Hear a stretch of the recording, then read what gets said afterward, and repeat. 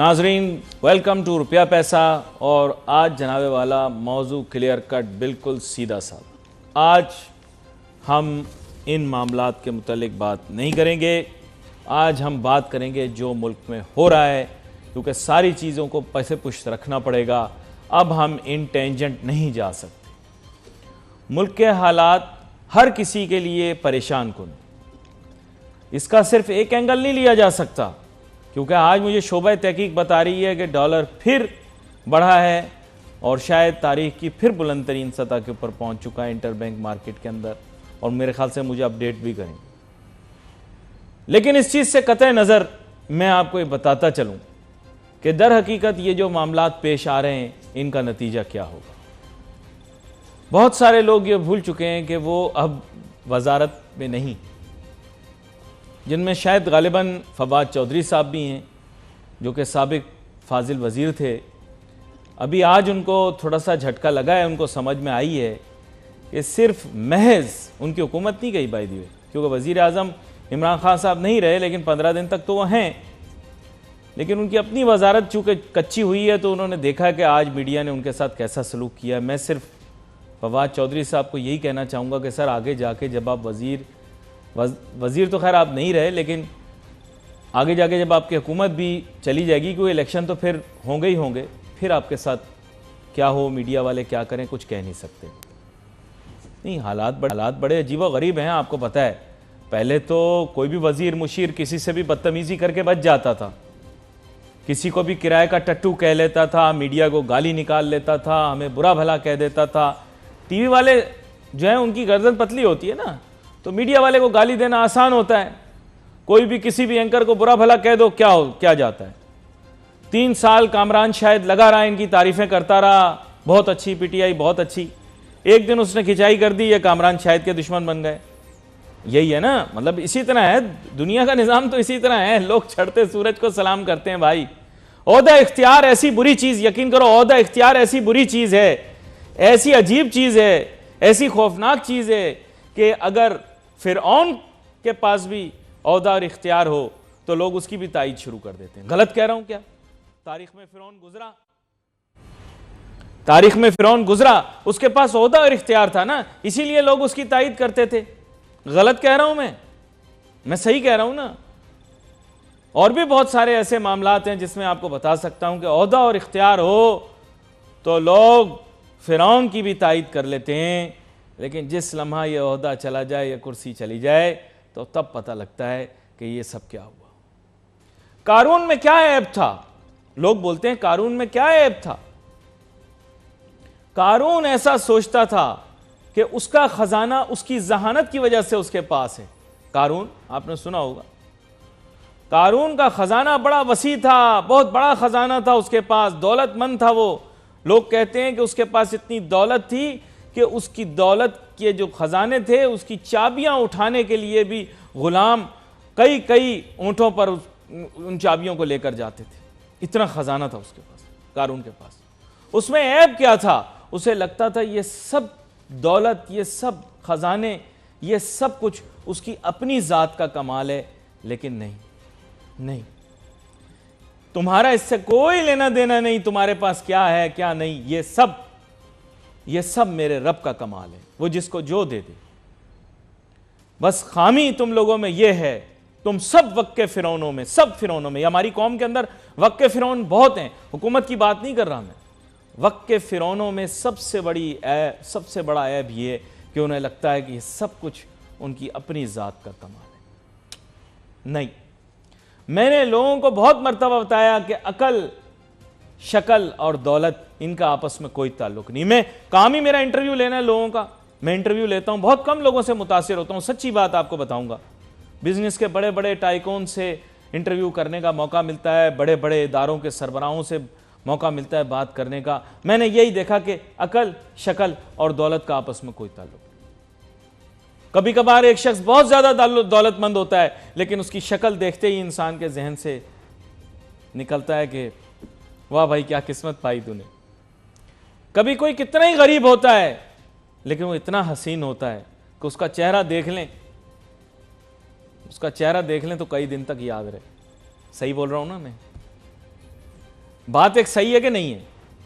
अकल का भी इससे कोई ताल्लुक नहीं है। कोई कितना ही बड़े ओहदे पर बैठा हो, जरूरी तो नहीं कि वो अकलमंद हो सकता है वो बहुत ही बेवकूफ बंदा हो, उसको ओहदा मिल गया हो, ऐसा हो सकता है। ये सब तकदीर के खेल हैं। खैर, मामलात कहां जाके अटके, इस कौम की सबसे बड़ी खराबी, आप किसी को अपनी बीमारी बताएं, हर बंदा आपको इलाज बताएगा और अपना इलाज नहीं कर सकेंगे। इस मुल्क में हर शख्स सियासी माहिर, माशी माहिर हैं, माहिर कानून, माहिर आइन पढ़ा नहीं है आज तक। यकीन करो, इनमें से आधे ये जो साफी बने हुए ना, कॉन्स्टिट्यूशन की स्पेलिंग नहीं आती इनको। एक छोटी सी ब्रेक लेते हैं, ब्रेक के बाद वापस आते हैं, फिर कॉन्स्टिट्यूशन की स्पेलिंग बताओ। Let's take a short break.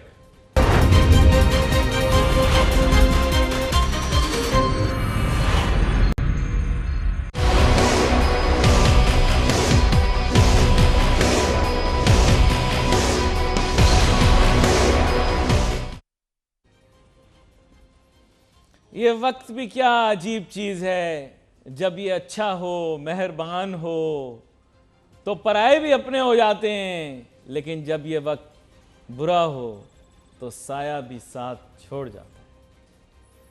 Aahista Aahista ये बातें पता लगती हैं, आहिस्ता आहिस्ता ये बातें पता लगती हैं। मैं पाकिस्तान के हुक्मरानों को याद कराता रहता हूं कि तुम सब के ऊपर अच्छा और बुरा वक्त आया है, लेकिन यह है कि मानने को तैयार नहीं। मैंने इन सब पे हर किस्म का वक्त गुजरते हुए देखा, यकीन कीजिए।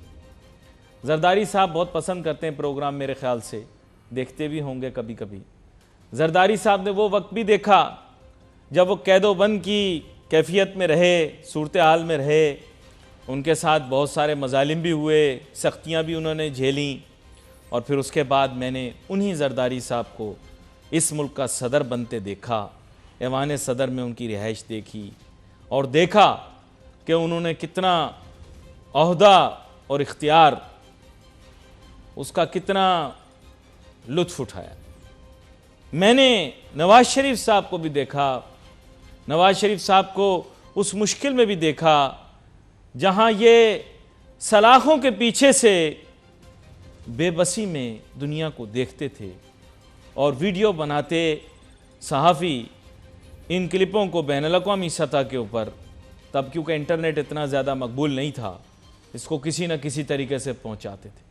फिर मैंने उन्हीं नवाज शरीफ को देखा कि वो पाकिस्तान वापस भी आए, वो इस मुल्क के वज़ीर आज़म भी बने और इस मुल्क के अंदर एक ओहदा, मुकाम और इख्तियार उन्होंने भी उसका लुत्फ़ भरपूर उठाया।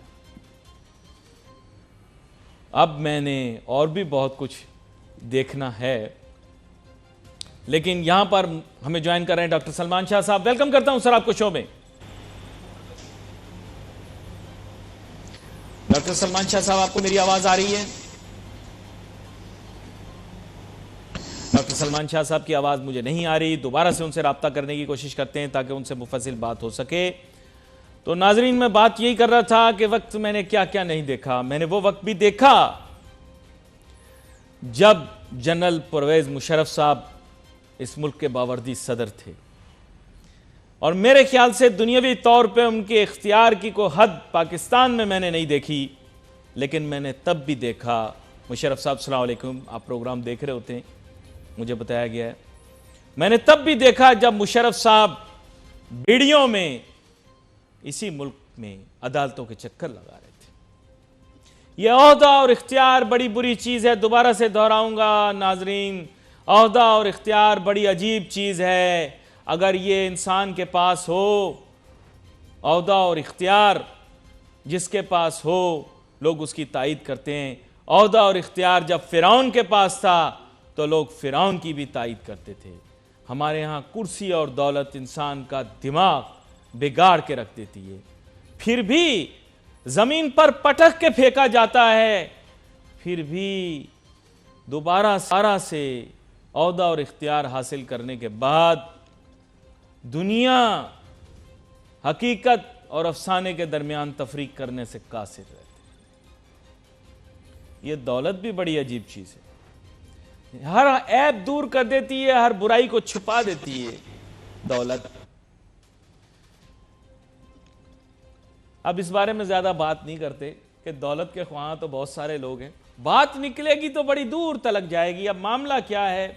मामला ये है कि अब होने क्या वाला है। इमरान खान साहब भी, जाहिर बात है, प्रोग्राम कहीं ना कहीं क्लिप उनके पास पहुंचती ही है। कभी कभी तो अलीम खान साहब पहुंचा दिया करते थे, लेकिन अब तो अलीम खान साहब अपनी क्लिपें बना के पहुंचा रहे हैं। डॉक्टर सलमान शाह साहब, आपको मेरी आवाज आ रही है? कोशिश कर रहे हैं डॉक्टर सलमान शाह साहब से राब्ता करने की। डॉक्टर सलमान शाह साहब, आपको मेरी आवाज आ रही है? डॉक्टर सलमान शाह साहब के साथ राब्ता करने की भरपूर कोशिश कर रहे हैं, उनसे बात हो जाए ज़रा संजीदा नोयत की। आपको पता है मैं तो अफसानवी बातें करता रहता हूँ, इसीलिए हुकूमतें आती हैं और जाती हैं, लोग मुझे दिलासे देते हैं, लेकिन मुझे मिलता टका कुछ नहीं है, क्योंकि मैं हकीकत और सच बोलता हूँ नाजरीन। और सच बोलने वाले को इस मुल्क के अंदर सिर्फ अपनी शेरवानी झाड़ने को मिलती है, पहनने को नहीं। और ये सब लोग जो आज आप देख रहे हैं कि ओहदे और इख्तियार हुकूमत की खातिर मुल्क के इदारों को तकसीम कर रहे हैं, मुल्क के इदारों में इंतशार पैदा करने की कोशिश कर रहे हैं और मुल्क के इदारों को बदनाम कर रहे हैं। मैं इदारों को भी ये कहना चाहता हूँ कि मुल्क की सालमियत बहुत ही ज़्यादा अहम है। अगर हमने इस मामले को कंट्रोल न किया तो मईशत पाकिस्तान की दिन ब दिन बर्बाद होती चली जा रही है, ये और मज़ीद बर्बाद होती चली जाएगी। और हकीकत पर से लोगों ने जो जब पर्दा उठाया तो पता ये लगेगा कि ख़जाना पहले भी खाली था और अब भी खाली है। यह याद रखें कि डॉलर जूं जूं महंगा होगा, पाकिस्तान के अंदर ये जो पाक स्टडीज़ की किताब के अंदर सारी नॉनसेंस, फ्रॉड और बकवास लिखी हुई है, इस पर यकीन ना करें। पाकिस्तान कोई वसाइल से माला माल नहीं है, ये सिर्फ एक ढोंग है, झूठों के मुंह पे लानत। ये सब ढोंग मुल्क को बर्बाद कर रहा है, झूठ मुल्क को बर्बाद कर रहा है, ये 2 नंबरी चिटिंग मुल्क को बर्बाद कर रही है। मुल्क के पास वसाइल नहीं है, अगर वसाइल होते नाजरीन तो हम एक्सपोर्ट करके इंपोर्ट को बराबर कर देते। ये सब आंखों का धोखा, ये टोटल बकवास है। मैं लफ्ज बड़े सख्त इस्तेमाल कर रहा हूं। मुल्क की मईशत का बेड़ा गर्क है, मुल्क का रकबा बहुत छोटा है, मुल्क के पास कोई वसाइल नहीं है। 25 करोड़ तक आबादी पहुंचने वाली टोटल बकवास के हम वसाइल से माला माल हैं, हम कोई वसाइल से माला माल नहीं। यकीन करो, गैस निकालने के अंदर, गैस जब निकालने की बात हुई तो इन्होंने कहा 2 नफल पढ़ लो, गैस निकलने वाली है। यकीन करो, इन्होंने इतना गहरा सुराख किया समुंदर के अंदर, गहरा सुराख किया, गैस निकलेगी निकलेगी, दूसरी तरफ जापान निकल आया, गैस नहीं निकली। सब ड्रामा ढकोसला, पाकिस्तान के पास कोई वसाइल नहीं। हां, जो वसाइल हैं वो मैं हूं, वो आप हैं, जिनकी इस मुल्क के अंदर कोई अहमियत नहीं। रोज पाकिस्तानी, माजरत के साथ बुरा ना मानिएगा, इस मुल्क को छोड़कर चले जाते हैं, दूसरे ममालिक में जाकर अपना रोजगार तलाश कर लेते हैं। वहां पर क्योंकि ज़हनी तवाज़ुन तो यहां भी ख़राब होता है, वहां पर भी ख़राब होता है, उस माशरे में भी जाकर हाय पाकिस्तान पूरा दिन करते रहते हैं।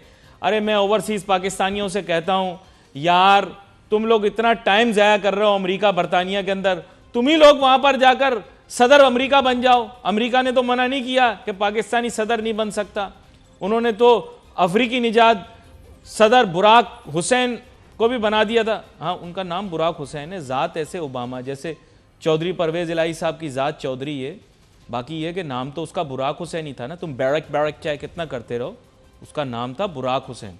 पहला बाप भी मुसलमान, दूसरा बाप भी मुसलमान। नहीं, गलत नहीं बोल रहा भाईजान, आपको नहीं पता। आप वो दरख्त पे बैठे कौन सा जानवर होता है वो, जिसको रात को भी नींद आती है दिन को भी आती है, आप वो। बल्कि अब मैं, वैसे आप लोग, अब मैं नहीं बोलूंगा आप लोगों को आमिर लियाकत, क्योंकि पहले तो मैं कह देता था, आप समझ जाते थे कि आप कौन है। अब नहीं बोलूंगा, क्योंकि अब तो आपने और भी बहुत सारे अलकाब उनसे जोड़ दिए। आमिर भाई सॉरी यार, लेकिन आपकी हरकतें ऐसी हैं, मेरे ख्याल से थोड़ा बहुत अपना मानसिक संतुलन चेक करवा लें। अच्छा खैर, आगे चलते हैं। थोड़ा बहुत छेड़ के ही मशहूर हुआ इनको भाई, ऐसे ही तो बिजनेस का प्रोग्राम मशहूर नहीं हुआ, लोगों पे रख के ही मशहूर हुआ ये। अच्छा आगे चलते हैं जनाब वाला। इन्होंने कहा था कि आज जो है ना, मईशत पे भले ना करें, हालात पे करें। स्टॉक एक्सचेंज के कौन से अच्छे हालात हैं? आईएमएफ ने भी तो साथ छोड़ दिया, आईएमएफ की उंगली पकड़ी हुई थी बिल्कुल ऐसे, बल्कि हाथ पकड़ा हुआ था, उनका हाथ बड़े जोर से पकड़ा हुआ था, छोड़ ना देना कहीं। आईएमएफ भी बड़े जालिम लोग हैं, हाथ फिसला तो जो निकला अभी जुड़ ही नहीं रहा वापस। वो कह रहे हैं अगलों से बात करेंगे, अगलों से। अब अगला कौन आएगा भाई? ऐसा भी हो सकता है इलेक्शन हो जाए तो फिर दोबारा से इमरान खान साहब भी आ सकते हैं, ये भी मैं बता दूं। इमरान खान ने यॉर्कर बॉल खेल दिया है, मैं बता दूं आपको। ये बाकी जितने लोग हैं इनका मैं नाम नहीं लेना चाहता, इनको कोई वोट नहीं पड़ेगा, ये मैं बता दूं। लेकिन इमरान खान को आज भी वोट पड़ेगा, कराची से भी जीत सकता है, ये मैं कुछ नहीं कह सकता आपको। वजीर आजम इमरान खान साहब जो हैं, इनकी सियासी मकबूलियत जो है वो बढ़ी है, कम नहीं हुई। इमरान खान की पीटीआई कुछ नहीं है, पाकिस्तान तहरीक इमरान है, पाकिस्तान तहरीक इंसाफ नहीं है। तहरीक इंसाफ तो जिन लोगों ने बनाई थी वो तो भाग भूग गए ना, उनको छोड़ दो। आप अभी जो पीटीआई है that is a Pakistan Tehreek Imran, बगैर इमरान खान के पीटीआई कुछ नहीं। और इमरान खान मकबूल हुआ है, उसका बयानिया लोगों ने खरीद लिया, ये मैं आपको बता दूं। और जो उसका फॉलोअर है, आप उसके सामने पूरा दिन बैठ के बीन बजाते रहो, वो कहेगा कि मैंने इमरान खान को ही वोट डालना है। और नवाज शरीफ का वोटर भी मुनफरिद वोटर है, नवाज शरीफ का वोटर पूरा दिन बैठा रहेगा, वो वोट नवाज शरीफ को ही डालेगा, सड़क पे नहीं निकलेगा, जलसा जुलूस नहीं करेगा, मारधाड़ तोड़ फोड़ नहीं करेगा, ये मैं आपको बता दूं। ऐसी नवाज शरीफ को भी तो दिखाओ यार, क्या पता आ जाए तो अगली दफा नवाज शरीफ साहब को भी दिखाओ ना यार। ऐसी बात नहीं करो, अभी वक्त बदल रहे हैं, देखो वक्त बदल रहा है, अभी वक्त बदल रहा है। नवाज शरीफ साहब जो है ना, नवाज शरीफ साहब का भी वोटर जो है वो भले सड़क पे नहीं निकलेगा, भले पत्थर नहीं मारेगा, भले जल्द से जुलूस नहीं करेगा, लेकिन मैं आपको बता दूं कि नवाज शरीफ का वोटर जाके वोट नवाज शरीफ को ही डालेगा, ये मैं बता दूं। और वोट मरियम का है, मरियम नवाज शरीफ साहबा का है, वोट नवाज शरीफ साहब का है। और ये मैं बता दूं कि 60% सीटों के ऊपर झगड़ा लड़ाई होगी, वक्त खत्म हो गया। मरियम साहबा भी प्रोग्राम देख रही होंगी, भाई आशूरा मकबूल हो, बस ये कि आप इलेक्शन में खड़ी नहीं हो सकती, चचा खड़े हो सकते हैं, कज़न खड़े हो सकते हैं। अच्छा ही हुआ ये दोनों नहीं बने अभी तक, आगे जाके फिर देखेंगे क्या होता है। लेकिन I like Shahbaz Sharif also, लेकिन वोट बैंक मरियम नवाज शरीफ का है, ये मैंने आपको बात कह दी। यहां पर प्रोग्राम का वक्त खत्म। We wait for your message on Facebook. Ali Nazar, मैं टीम को इजाज़त दीजिए, अल्लाह हाफिज़।